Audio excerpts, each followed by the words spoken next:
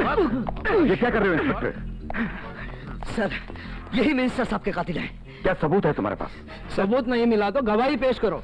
अरे गवाह और सबूत तुझे अदालत में मिल जाएंगे। बेकार की बात मत करो इंस्पेक्टर। शरीफ लोगों को तंग करके जनता की नजरों में पुलिस की छवि मत बिगाड़ो। राय साहब, आई एम सॉरी, आप चाहिए।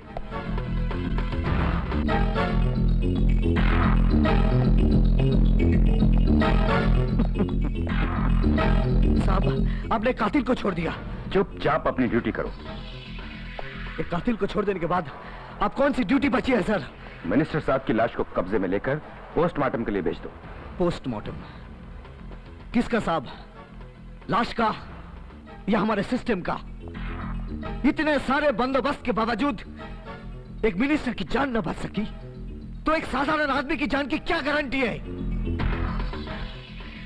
यह एक मिनिस्टर की मौत नहीं साहब, जनता के भरोसे की मौत है। क्या बता सकेंगे कि जनता एक लीडर को वोट क्यों देगी? वो क्यों नहीं एक क्रिमिनल को ही अपना नेता बनाएगी? कम से कम अपनी जान तो बची रहेगी। क्या बकते हो इंस्पेक्टर? सर, मैंने आपसे कुछ नहीं कहा। सामने गांधी जी की तस्वीर है, उनसे कहा। गलती से आपने सुन लिया। I am very sorry sir. मैं तो एक पुलिस वाला हूं। एक आम आदमी के बारे में सोचने की क्या जरूरत है? Sorry sir.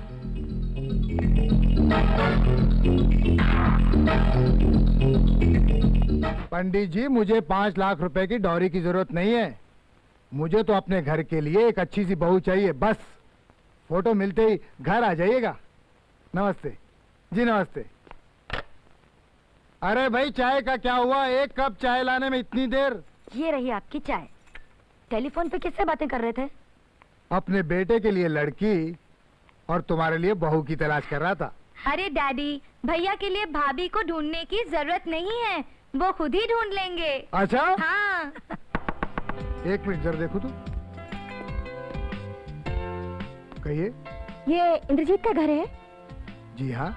आप इंद्रजीत के पिताजी हैं? जी हाँ। जीती रहो, जीती रहो। आपकी धर्मपत्नी कहाँ है? जी जी, मेरी धर्मपत्नी अंदर है। आप इंद्रजीत की माँ है ना? जीती रहो। और आप इंद्रजीत की सिस्टर हैं? Nice to meet you. बेटी, तुमने ये नहीं बताया कि तुम कौन हो? मैं गीता हूँ। मैं इंद्रजीत से प्यार करती हूँ और वो भी मुझसे बहुत प्यार करता है। मैंने उसे कई बार कहा कि मुझे अपने घर ले चले, अपने माँ बाप से मिलवाए, मगर उसे चोर डाकुओं से फुर्सत मिले तब ना। इसलिए मैं खुद ही चली आई। अच्छा किया ना? लो भैया आ गए। बेटे, एक काम करो, तुम इसे अपने कमरे में ले जाओ। जाओ। चल चल अंदर चल। आओ बैठो।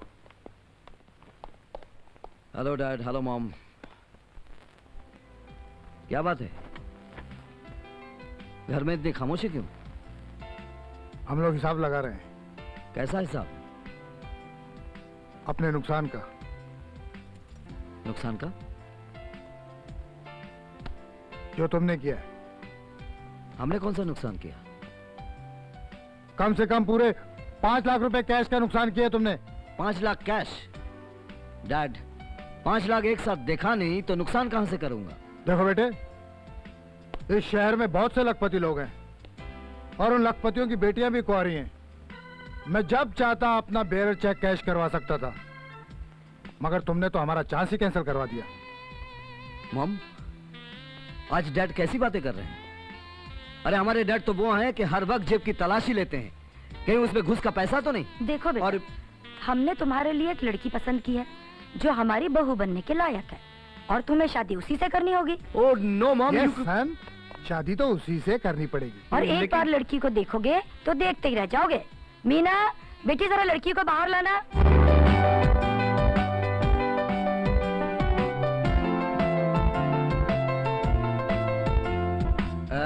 गीता, तुम अब कहो ना, कहो कि लड़की पसंद नहीं है। कहो कहो कहो। नहीं, वो ये खास काम से आया हूँ। हाँ मालूम है। हम मजदूर नहीं कि काम के बाद पैसा ले। हम कलाकार है, पहले दाम फिर काम। कितना? काम क्या है? मर्डर।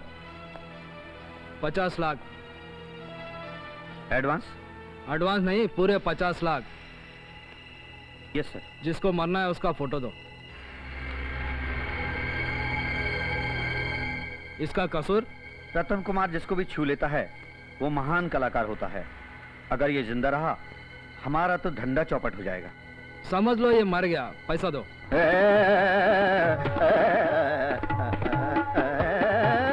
रंग बरसे, रंग बरसे, रंग बरसे। Good, very good. नए कलाकारों ने मुझे कभी फेल नहीं किया। नई प्रतिभाओं को आगे बढ़ाना मेरे लिए पूजा समान है। आप लोग रिकॉर्डिंग थिएटर चलिए, मैं मंदिर जाकर आता हूँ।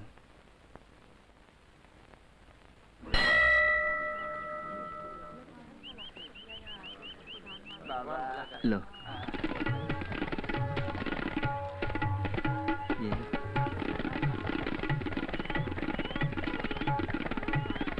ले लो बाबा, तुम भी लो।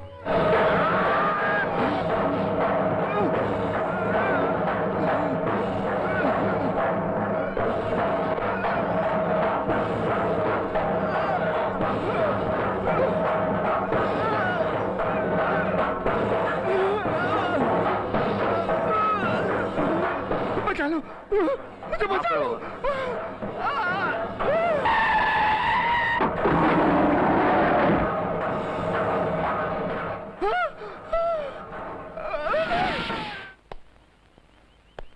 भगवान इसकी आत्मा को शांति दे।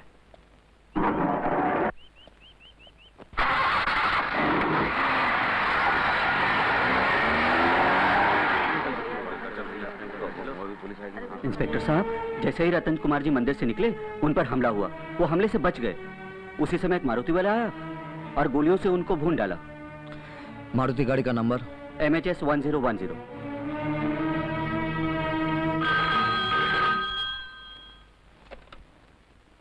हेलो सर, मैं राजाराम बोल रहा हूँ। हाँ बोलो। सर, आप जिस कातिल की तलाश कर रहे हैं उसकी गाड़ी का नंबर है MHS 1010। इस वक्त तो सीएस पैलेस होटल में। ठीक है।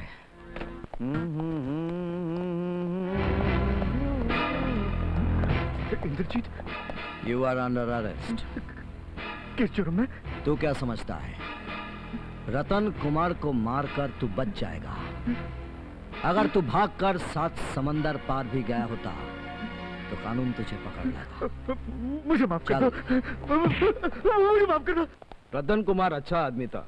जब जिंदा था तो लोगों की मदद करता था, जब मरा तो हमको 50 लाख दे गया। उसकी आत्मा की शांति के लिए 1 मिनट का मौन रखेंगे। बिल्कुल बड़ा अच्छा जी। हजूर, इंस्पेक्टर ने अश्विनी साहब को अरेस्ट कर लिया। कैसे गिरफ्तार किया? तुम्हारी बंदूक में गोली नहीं थी? चलो।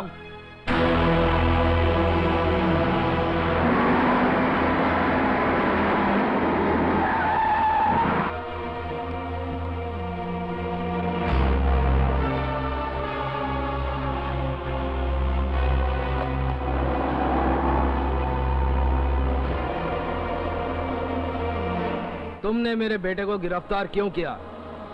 मेरे बेटे को, दुर्जन राय के बेटे को। बेटा होगा तुम्हारा, मेरे लिए सिर्फ एक खूनी है। खूनी? अरे खून करना हमारे लिए कोई जुर्म नहीं है। और हमारा पेशा है खूनी को पकड़ना। मेरे बेटे को छोड़ते हो कि नहीं? छुड़ाना है तो अपना वकील लेकर थाने पर आओ। तू क्या समझता है मेरे बेटे को लेकर थाने तक जा सकता है? मैं तो इसे फांसी के फंदे तक ले जाऊंगा। अभी सिर्फ थाने तक। ये वर्दी वाले, यहाँ से थाने तक का रास्ता बहुत लंबा है। 20 में तेरी उम्र खत्म हो जाएगी। दुर्जन राय, वर्दी वालों के बारे में तुम्हारी गलतफहमी आज ही दूर हो जाएगी। क्या देखते हो? आज बीच सड़क पर इसकी लाइफ फिट कर दो। लोग तो हमारे कुत्ते बिल्लियों की भी इज्जत करते हैं। तुमने हमारी बेइज्जती की। अब देखना मैं तेरे को क्या करता हूँ। तुम सब लोग देखना, आज मेरी जूती बताएगी कि यहाँ पुलिस की ड्यूटी क्या है। अश्विन। Yes dad. इसने तेरे को गिरफ्तार किया ना? ले, आज इसके बदन पे अपने खानदान की खूनी मोहर लगा दे। Oh!